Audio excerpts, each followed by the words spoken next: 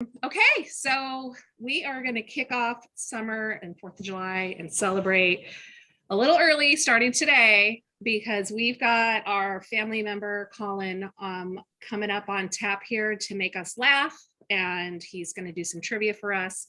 And I will say that I just recently looked at his website, and to quote, it said, "America knows and loves Collin." So isn't that true? Couldn't be, yeah. So we're going to put for the trivia, we'll talk about it at the end. We're going to put where you email in the chat. So Collin, I'm going to hand it over to you and we're going to go from there. So welcome. All right. Welcome, everybody. I'm back. Yay. Hello. Happy 4th. Happy 4th, everybody. Independence Day. That's right. Another episode of History with Collin. History with Collin. That's right. History, here we go, canoodle and googling. Make it so. Some will say that he don't know, but we don't care because he's our bro. I wrote that just for you guys. Okay. I like it. 4th of July, Independence Day.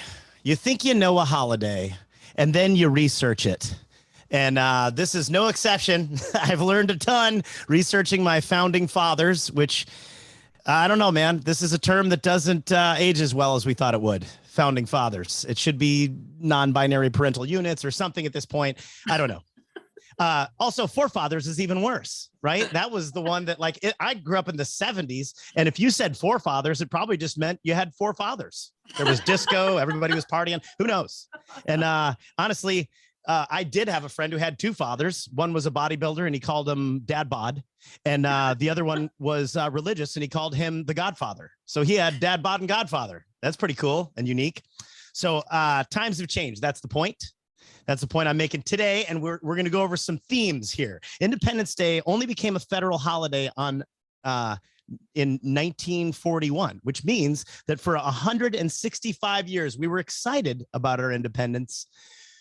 But we weren't that excited. Not excited enough to actually take a day off work at the mill or the factory or wherever people worked before 1950. I don't know. As a student of public school in Wisconsin, my ignorance is unmeasurable.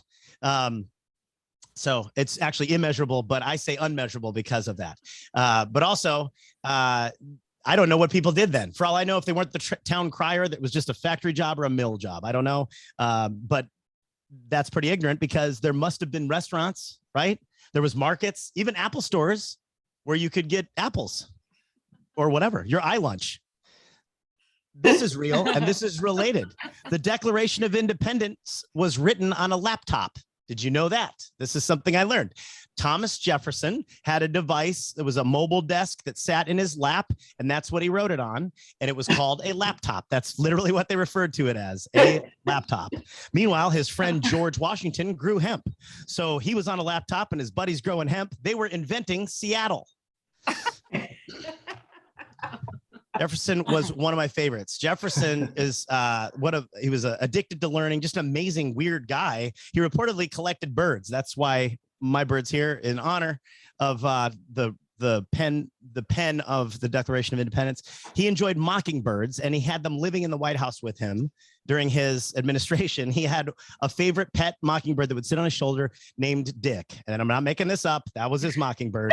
And he would play violin while Dick sat on his shoulder and helped him govern. And I guess that's the story.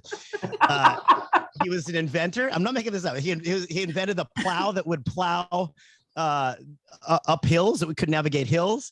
He was also a shabby dresser, reportedly. Like he rode a horse instead of in a carriage. He harvested opium on his estate, and he was always in debt. But he wrote arguably one of the, if not the most important document of our time or history. With Dick on his shoulder, stinking of horse manure and opium, he changed the world, as we all could. Jefferson also doubled the size of the U.S. during his administration. I don't know if you know this, but he was responsible for the Louisiana Purchase. Little matter of $15 million. Now, here's the deal. He bought it from Bonaparte because Bonaparte needed to focus on his conflicts in Europe.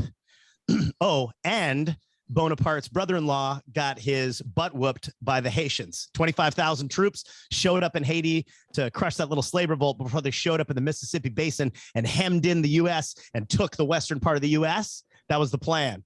So but on the way they stopped by Haiti, and the slave revolt. They're the only slave revolt history, the only successful slave revolt in history. Destroyed them. They beat them. They sent them home packing, and they couldn't make it to Mississippi. And that's the reason we don't speak French like the Canadians. How cool is that? And the other part is that the only reason that happened is because he sent his brother-in-law, Leclerc. Now, some of you have brother-in-laws, and you probably know that if you want something done right, don't send your brother-in-law. And Bonaparte learned that the hard way, and we don't speak French because of that. So this would we owe to a lot of people our country. This is a big deal here. This is something you don't know about. It wasn't just 15 million. So here's what they did. Napoleon got discouraged, and he said, I'm just going to sell them the territory. So he sold the US the territory for 15 million and debts of the citizenry. So we had to match those debts. It would have been 27 million. And a secret backroom deal that I found out about during this research that you're going to learn about today. Never been talked about in public. I am premiering this information through exhaustive personal research of my family stories going all the way back to Europe. Napoleon made a backroom deal with the American ambassador. He said he wanted France, in addition to the money, he wanted France to keep Jacques' S. So France got to keep the S at the end of Jacques' name. And that was part of the deal. So we owe this entire country to Jacques and the Haitians who fought to the death for freedom, but mostly Jacques, because he had to go through life without an S. Did you know, this is something I didn't know, that most people didn't want to break from Britain? This was true. They didn't. They were like, no, status quo, everything's good. Kind of like us with our phones where we're like, yeah, I know conflict minerals, but this is so fun. So that's what they were doing. They're like, whatever. It's good. We're fine. Besides, who's going to write the declaration? That guy dressed as a stable boy with the bird named Dick? No, we're not doing that. So then everything shifted when Thomas Paine wrote Common Sense. Common Sense was an anti-British pamphlet that made everyone hate England as much as watching Piers Morgan for 10 minutes. So it was identical feeling you get. If you've ever watched Piers Morgan for more than 10 minutes, then you know why we broke from England. That's what I do to remind myself on July 4th. They talked about it on June 7th. And then after too much debate, they appointed a 5-man committee, including Adams and Jefferson. And these guys, they came up with, they had to write a statement justifying the break from Great Britain. And then they voted on it on July 2nd. So they voted on it on July 2nd. It was voted in. And then on July 4th, 2 days later, they signed the Declaration of Independence. And that was July 4th. Independence Day, right? Wrong. Not so fast, because this is something I also didn't know, and maybe you didn't know. John Adams was a 4th of July denier. He didn't believe it was the 4th. He thought it was the 2nd, because that's when they made the agreement. And he refused to accept that it was the 4th. He refused to go for his entire life to 4th of July events on the 4th. They invited him to speak. He was a signer of the Declaration of Independence. And he was like, nope, I'm not doing it, because it's not the 4th, it's the 2nd. He refused, because he wrote a letter to his wife, Abigail, on the 2nd that said this 2nd day of July will be that's how I imagine he sounded, will be the most memorable epocha, however that's pronounced, of the history of America. I'm apt to believe that it will be celebrated by succeeding generations. It ought to be solemnized with pomp and parade and shoes and games, sports, guns, bells, bonfires, and illuminations. For the end of this, to the end of this continent, to the other, from this time forward, forevermore, the 2nd of July will live on. Oops. That's what we call premature alliteration. So he refused to accept the 4th of July as our day of independence. He refused invitations, and then he would privately celebrate our Independence Day on the 2nd. Pretty stubborn. Now, I've been married for 16 years, and I have found that when someone of, shall we call it, not stubborn, but let's call it great personal commitment, gets it wrong, it ain't necessarily over. You know who did celebrate, though, on the 4th? George Washington. George Washington, the hemp farming general in 1778, the second celebration, while actively at war with the British, he ordered double rations of rum for the troops. Anyone here serve in the military? Then you know how weird that sounds that there was rations of rum at all. That they were like, we got MREs, we got Crown Royal. Anybody? Oh, Crown Royal? Okay, we're running out of Crown Royal. So Adams, while Washington was partying, Adams reportedly sat quietly in a room still hungover from July 2nd. You know, Independence Day.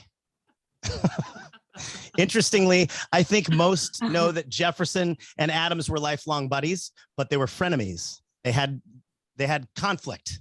What date the 4th of July falls on was the least of their disagreements. They disagreed about states' rights and policy, and eventually they campaigned against each other, and they ran dirty campaigns in the 18th century. Can you imagine what a dirty campaign in the 18th century would have sounded like? It's not like today's, where you can't even let your children watch the news. It would have been like, Mr. Adams has never celebrated the 4th of July on the 4th of July. Say it isn't so. Mr. Jefferson has a bird named Dick that helps him make all his decisions. No.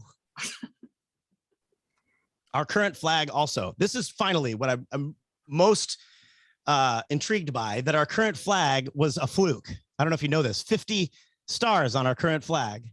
And this wasn't intentional.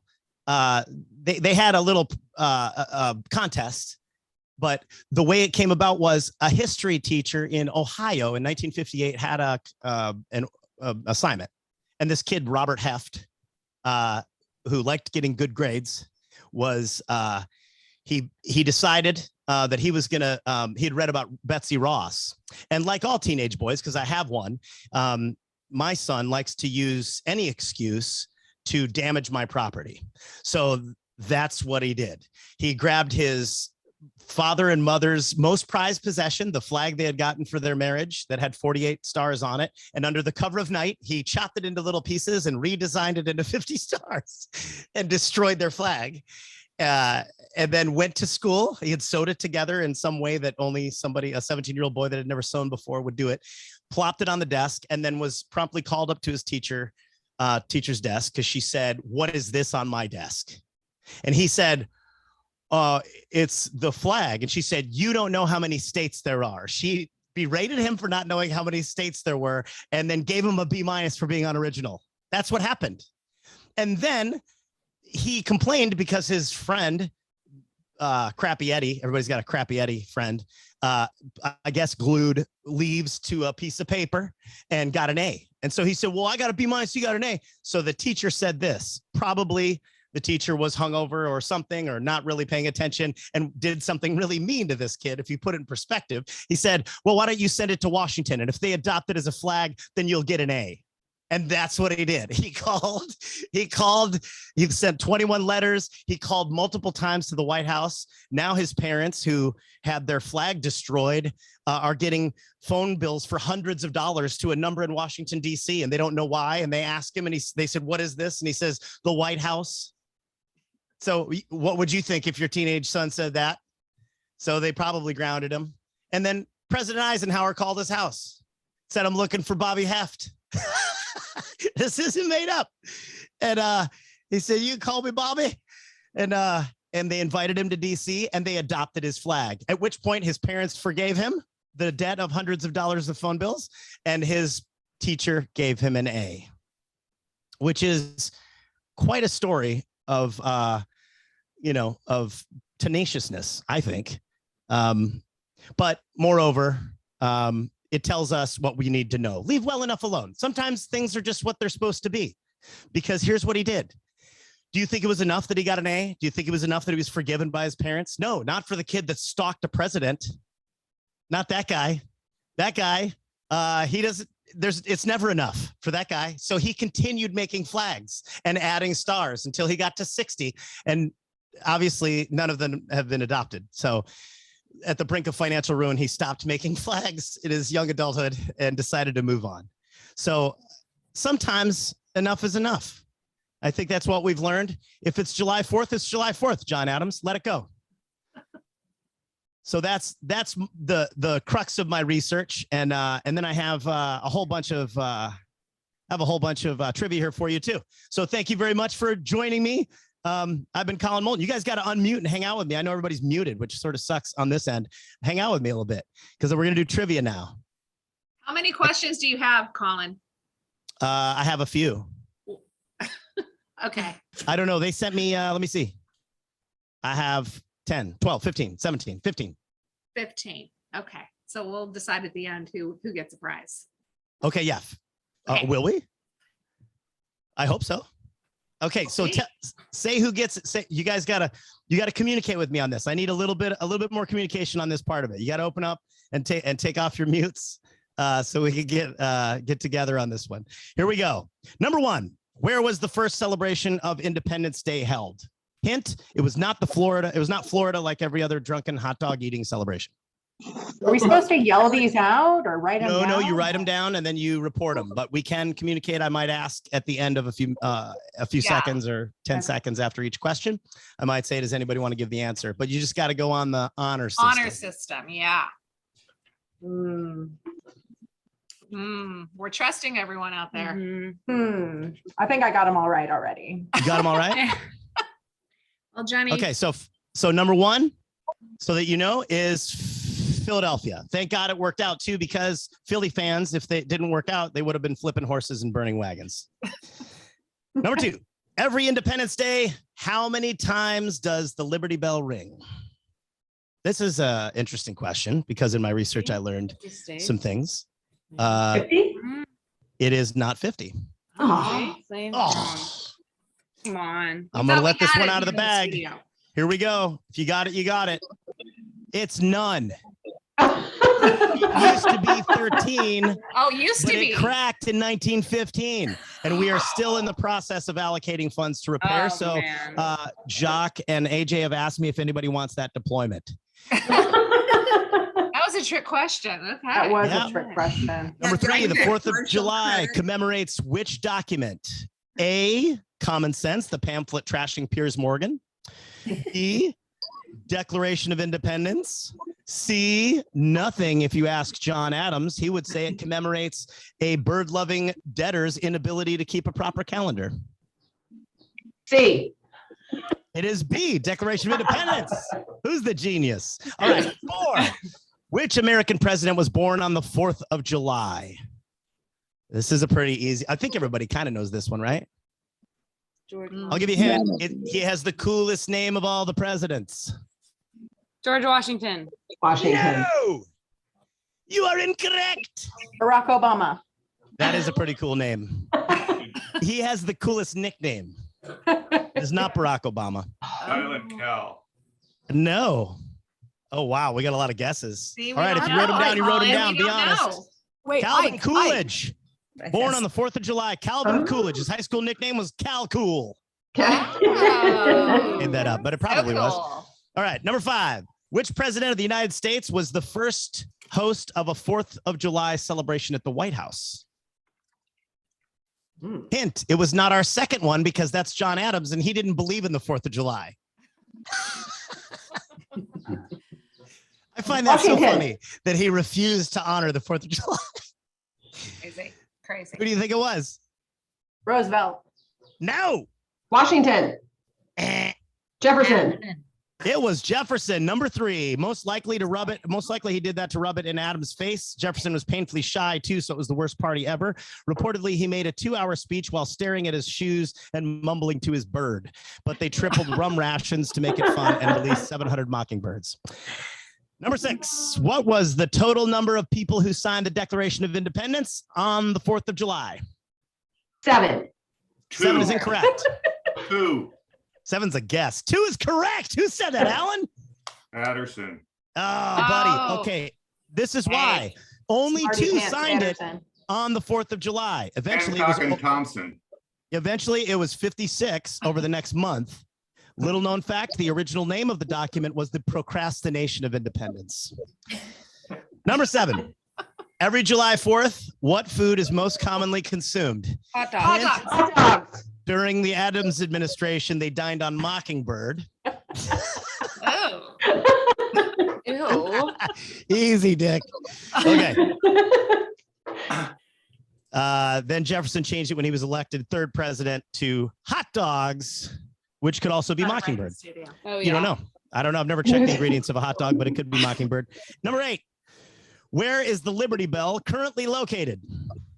Hint, there are rumors that it was cracked after an Eagles game by unruly fans. Philadelphia. Boston, you're right. Oh. No, Philadelphia, my bad. Oh, yeah. No, it's Philadelphia. I'm joking. The Boston Eagles, really? Yeah.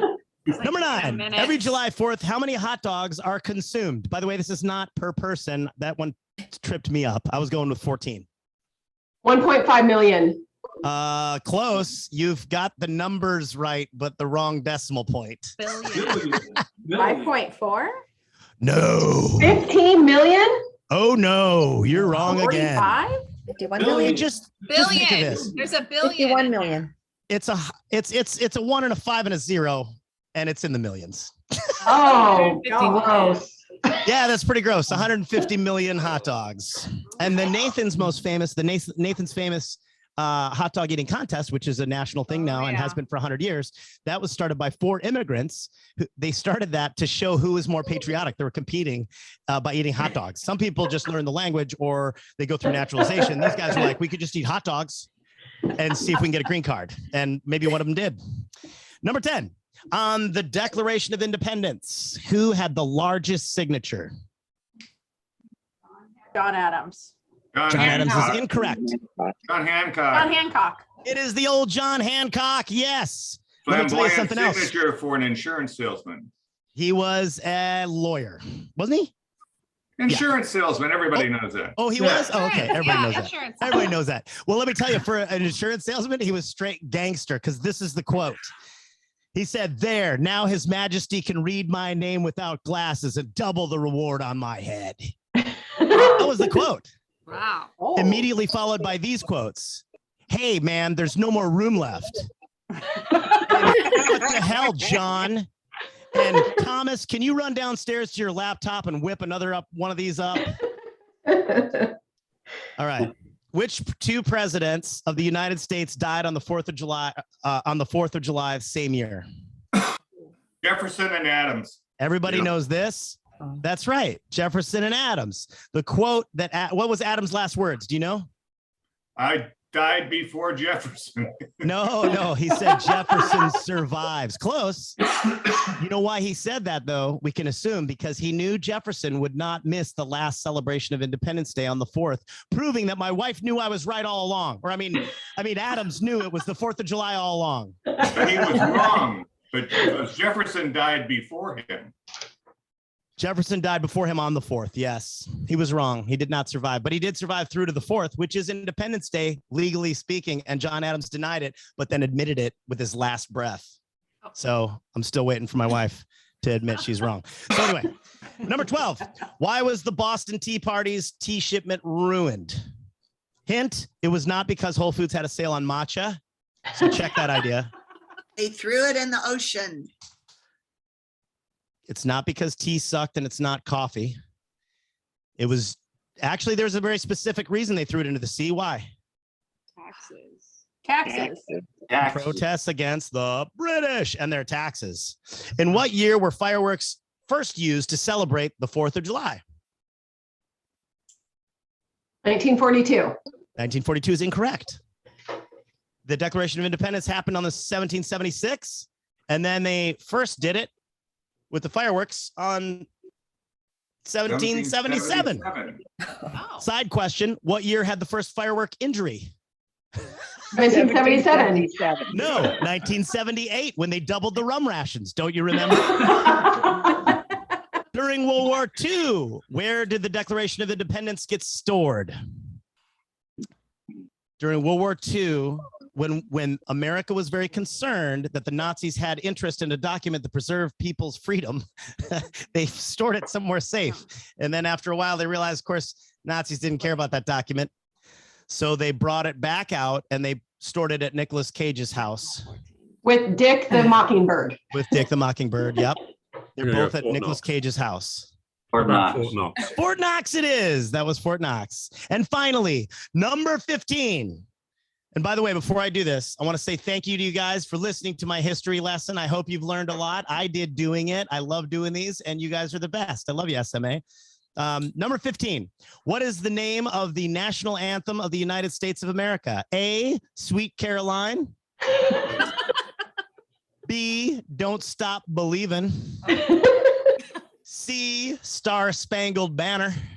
Or C. D, You Got What I Need by Biz Markie. You got what I need. Does anybody have an answer? B, of course. C, Star Spangled Banner, adopted in 1931. Interestingly, written in 1814, 117 years later, it was adopted as the national anthem, proving my point that sometimes the best is yet to come because it's already done. As a result, next year, I'm going to celebrate the 4th of July on the 2nd of July. So happy 2nd, 4th, everybody. Thank you. Thank you, Colin. Colin, thank you. Great job, Dick the Bird. Hey, Colin, that was awesome. Thank you so much.